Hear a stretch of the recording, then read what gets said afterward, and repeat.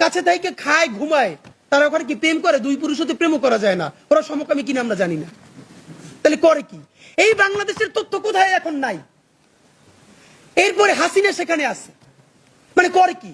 সব থেকে ভয়াবহ হলো কবির, সে হাসিনার নিরাপত্তার সাথে ছিল, সে গিয়া সমস্ত তথ্য দিয়ে এরপর আবার বাংলাদেশে আসছে।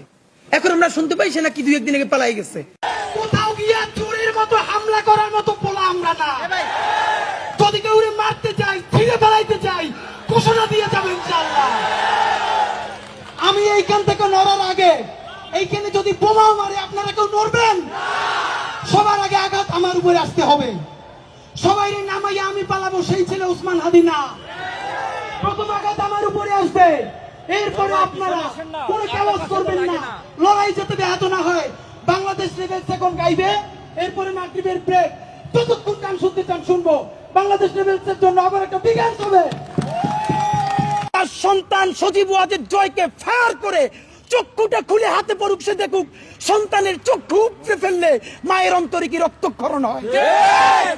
এই যে মিছিল কারওয়ান বাজারে বলে জয়, যাত্রাবাড়ি গিয়ে বলে বাংলা। সজীব ওয়াজেদ জয়, এটার নাম বলা ঠিক নেই, এটার নাম হলো অটিস্টিক জয়। আর যদি টিটপটাং হয়ে যায় তাহলে আমাদের জানার ইচ্ছা তার কি কবর হয়েছে নাকি চিতায় তুলছে। কি পরিমাণ নির্লজ্জ বেশরম বেহায়া একটা পার্টি হলে তার শীর্ষ নেতৃত্ব থেকে শুরু করে একদম নিচ পর্যন্ত যে এই দগদগে গণহত্যাটা তারা করেছে, অনুশোচনা নাই, বিচার নাই, এখনো তারা আবার বাংলাদেশের মানুষকে লকডাউনের ভয় দেখায়। প্রথমত আমাদের এটা একটা কালেকটিভ ফেলিউর বাংলাদেশের, যে আমরা বাংলাদেশের 18 কোটি মানুষ মিলে যেরকম জুলাই গণঅভ্যুত্থান করে এখানে আওয়ামী লীগের পতন খুব ছোট ব্যাপার, আমরা ঐতিহাসিকভাবে এখানে দিল্লির মসনদের পতন ঘটিয়েছি। সেই দিল্লির মসনদের পতন ঘটানোর পরে এখানে ঢাকার সরকার প্রতিষ্ঠা করতে পারি নাই। এই যে ঢাকার সরকার প্রতিষ্ঠা করতে না পারার যে বেদনা, তার ফলে এখন এই 1.5 বছর পরে জনগণকে রাত জেগে খুনি লীগের লকডাউনের পাহারা দিতে হয়। যদিও এইটা আসলে আপনারা জানেন যে এই যে খুনি লীগ, এই যে মিছিল কারওয়ান বাজারে বলে জয়, যাত্রাবাড়ি গিয়ে বলে বাংলা, মানে আপনি ভাবেন এটা আমাদের সবার শিক্ষণীয় আছে। আজকে আমরাও আল্লাহর কাছে তওবা করি যে আমাদের মধ্যে কোনো অধ্যত্ব চলে না আসে। দেখেন আমরা নিজের আস্তে আস্তে গল্প করতেছিলাম যে ছাত্রলীগের আমাদের পার্থক্য কোথায়। তাদের হাতেও লাঠি ছিল, আমাদের হাতেও লাঠি, তো তাদের মাথায় হেলমেট ছিল, আমাদের হাতে এইটা নাই।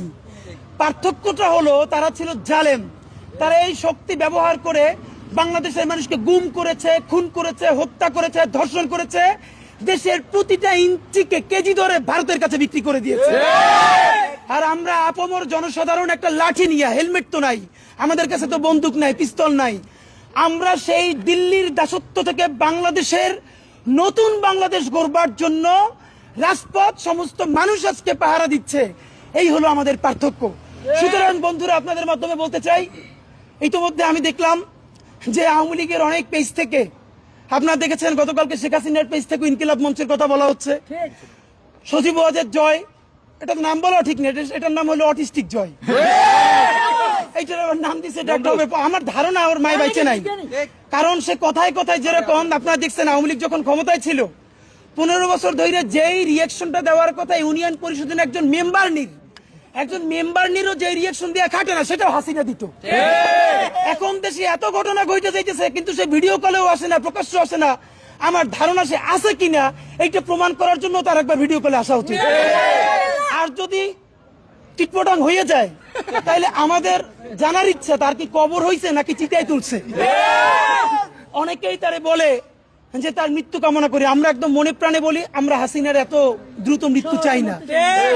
অন্তত প্রথমত আল্লাহর কাছে প্রার্থনা করি সে 100 বছর বাঁচুক, এবং সে গত 15 বছরে বাংলাদেশের যত সন্তানকে এতিম করেছে, যত বাবা মার বুক খালি করেছে, গণহত্যা করেছে, গুম করেছে, খুন করেছে, আয়নাঘর করেছে, দেশের প্রতিটা ইঞ্চি তার ক্ষমতার জন্য দিল্লির কাছে কেজি ধরে বিক্রি করে দিয়েছে। আগামী 20 বছর আল্লাহ তাআলা প্রত্যেকটা সেকেন্ড মিনিট তার অন্তরে সেই জাহান্নামের যন্ত্রণা দিক।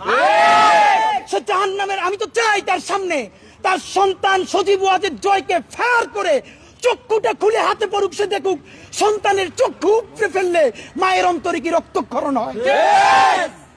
তার ভাই, তার বোন, এবং আবার এখনো কিছু অংশ দেখি তারা জয় বাংলা বলে নামে। ভাই, মানুষের ন্যূনতম একটা হিউম্যান ডিগনিটি থাকা উচিত। যেই দলের প্রধান মানে কেমন মকারি দেখেন, বলে তার জাতির পিতা বঙ্গবন্ধু, আর এখন বললে তো আরো খারাপ শোনা যাবে, তাও আপা কাম্মা যেটাই বলুক শেখ হাসিনারে একটা দলীয় নেতা কর্মীরা না বইলে সে হেলিকপ্টারে নিজের বইনেরে নিয়ে পালাইছে। এদেশের নেতৃত্ব বেগম খালেদা জিয়া দেশপ্রেমী, সন্তানদের সামনে নিয়ে 111-এর সময় বলছে যে আপনি খালি দস্তখত দেন যে আরে দেশে রাজনীতি করবেন না, 2 সন্তান সহ চলে যান। কোকোকে হারাইছে। তারেক রহমান আমার খুব মনে আছে, এখানে পিজি হসপিটালে আমরা তখন ছোট, 111-এর পর যখন তার পিজি হসপিটালে আনছে ঘাট দাঁড় করাইতে পারে না, বেগম জিয়া দৌড়িয়ে আসছে দেখতে, মার কোলে মাথা রাখতে পারে না। এই ভদ্র মহিলার আল্লাহ কি দেশপ্রেম দিয়ে বানাইছে দেখেন, সে দেশ ছাড়ে নাই, সে বলছে বাংলাদেশ ছাড়া আমার আর কোনো জায়গা নাই। আওয়ামী লীগের, খুনি লীগের, জঙ্গি লীগের জন্ম ভারতে, তাদের মৃত্যু ভারতে হবে। যদি এমপি হইতে পারে ইনশাআল্লাহ, বাকি 299 জন এমপি প্রাণ বের করে ফেলবো। হকের উপরে থাকবেন। অনেকে বলে সিস্টেমের মধ্যে ঢুকে সিস্টেম চেঞ্জ করতে পারবো না, সিস্টেম চেঞ্জ করতে যাব আমি। আপনারে কে বলছে? 299 জন এমপির তালিকা ধইরা কে কোন ভ্যান থেকে, সবজিওয়ালার কাছ থেকে, মাছওয়ালার কাছ থেকে, কর্পোরেট কোম্পানির কাছ থেকে, গ্রুপ অফ কোম্পানির কাছ থেকে লোক পাঠাইয়া চাঁদাবাজি করে, দখল করে, প্রত্যেকের নাম সংসদে দাঁড়িয়ে বিসমিল্লাহ বইলে দিব। সুতরাং এই ঢাকাতে আমার শত্রু কারা?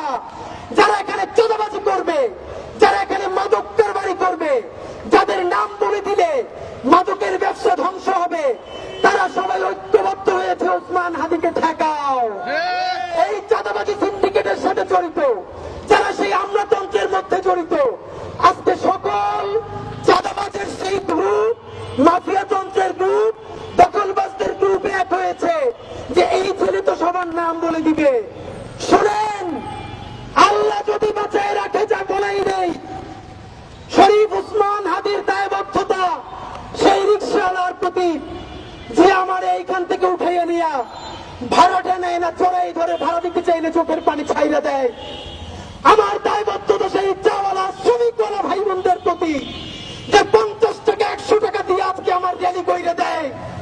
আমার দায়বদ্ধতা বাংলাদেশের সেই সমস্ত লক্ষ কোটি আমার মা খালা যাদের সন্তানদেরকে বলে ওসমান ঢাকা বসে কি করে, তোরা যে ঢাকায় ওর সাথে কাজ কর। যারা আমার জন্য জুমাবারে আমার যে মায়েরা রোজা রাখে, আমার যে মা খালারা রোজা রাখে, সন্তানকে আমার কাছে পাঠায়, বাড়ির 2-4 টাকা জমা আমাদের জন্য পাঠায়, ওসমান হাদির সংসদে কথা বলবে আমার সেই মা বোনদের জন্য, আমার খালাম্মাদের জন্য ইনশাআল্লাহ।